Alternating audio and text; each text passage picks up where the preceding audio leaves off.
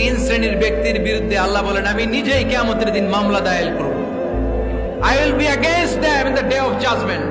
Three categories of people I will be against them in the day of judgment. তিন শ্রেণীর লোক কিয়ামতের দিন তারা ছাড় পাবে না। আল্লাহ বলেন আমি নিজেই তাদের বিরুদ্ধে মামলা দায়ের করব। এর মধ্যে এক শ্রেণীর লোক হচ্ছে রাজুলুন ইস্তাআজারা জিরান ফাস্তাউফা মিনহু ওয়া লাম ইউতি আজরা। একজন শ্রমিক ভাড়া করে তার কাছ থেকে কাজ নিয়েছে কিন্তু তার পারিশ্রমিক আদায় করে নাই। এরকম আছে না নাই?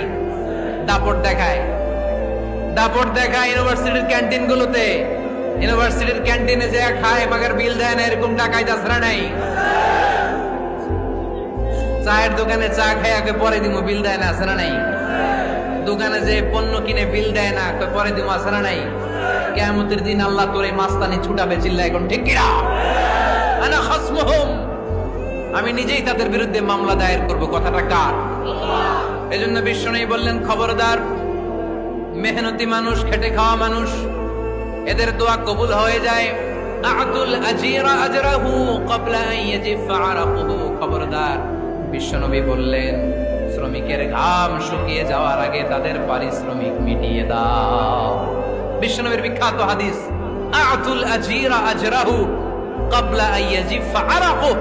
শ্রমিকের ঘাম মাটিতে লাগার আগে, শুকিয়ে যাওয়ার আগে তাদের পারিশ্রমিক মিটিয়ে দাও। কেননা তারা যদি বদদোয়া করে তোমার জীবনকে জাহান্নাম বানিয়ে দিবে কে?